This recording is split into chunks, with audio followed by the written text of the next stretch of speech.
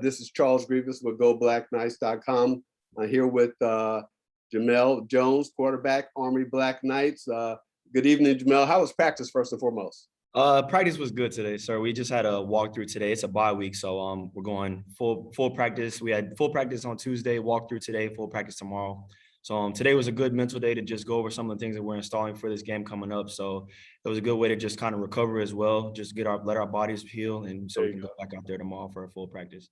Fantastic. Before we actually started this conversation, I asked you if you were familiar with rookie running back Hassan Haskins out of Michigan. So let me kind of paint the narrative, if I can, for not only yourself, but some of the fans who are listening here.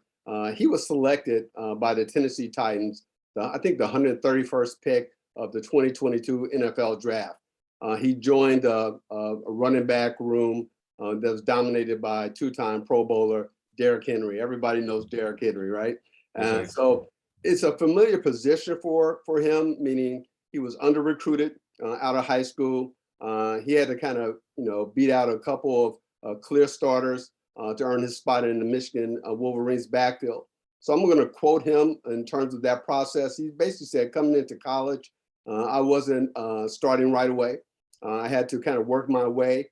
Now I've got to do the same thing here in the NFL, but just keep working. It may happen tomorrow. It may not happen in a couple of years. The one day when you keep working and get better, you kind of, make your role on the team. By chance, does that narrative kind of sound familiar to you? Yes, sir.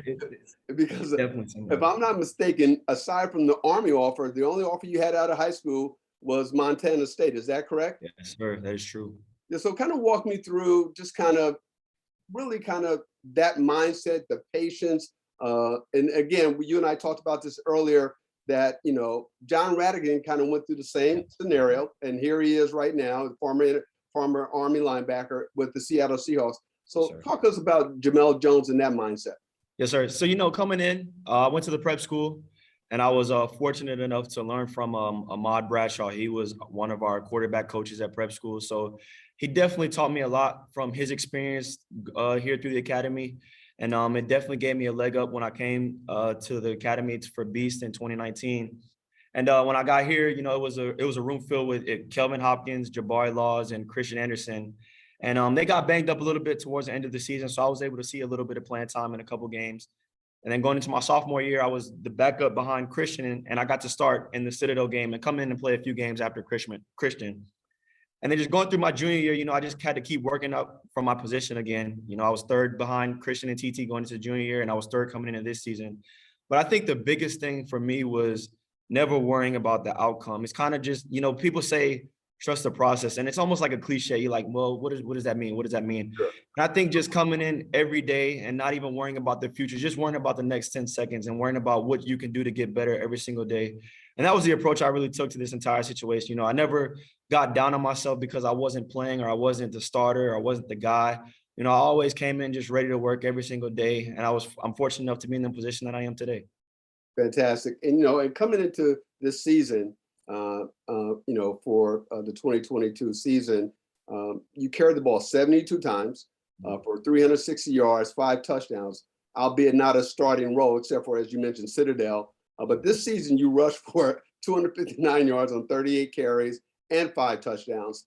Can you talk about how you prepared yourself mentally for those 2 games that you did start, but also preparing yourself as you guys for this huge game on November 5th against Air Force? Yes, sir. I think, my approach to the game is always the same. I never want to make the game bigger than what it really is, and not let my emotions take over. Because once I let my emotions take over, which I have done in the past, and that was just part of my maturity process, just not getting in my head and just staying level-headed every single day and staying consistent.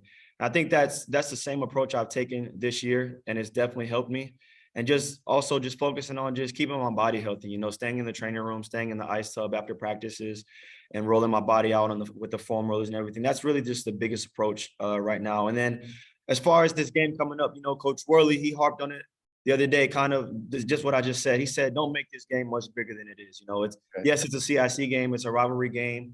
But once those emotions take over, where like you're starting to press for everything, that's when everything starts to go bad mentally. And so I think that's the approach for this game coming up, is just don't make it bigger than what it really is. Just focus like it's another game that we played every single year, every single week. So that's what we're doing right now. Fantastic. And again, I know sometimes, weight fluctuates throughout the year, some gain, some lose. What's your current height and weight? So height, I'll say I'm 5'10". I weigh 200 pounds. So Coach Hughes, actually our strength coach, they do a good job with helping us maintain our body weight. Every single night after dinner and after practice, we have to make a certain body weight. So that's so you got to make sure you're doing the right things during the day, hydrating enough and eating enough throughout the day to make sure you make your weight at night, or you'll have a 6 a.m. the next morning, which you don't want to do. And at 6 a.m., you just have to come in and eat a lot of stuff so you can make your weight. So I try to stay away from that as much as possible. Absolutely. My final question to you, what has been really kind of the best advice or words of encouragement that you received to help kind of embellish this kind of Army football along with the West Point journey that you're on, without throwing, in the towel, because I'm sure sometimes you may get frustrated. And that advice, who did it come from? So I definitely say the best advice, it's come from my dad. And I kind of quoted it earlier.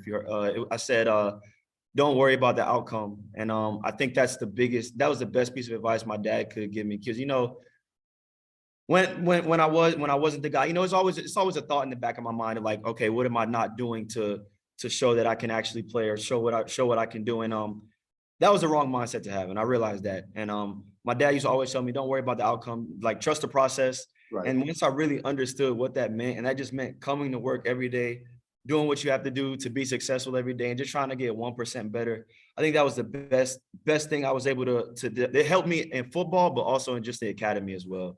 So taking one day at a time, that's just the best thing for me right now.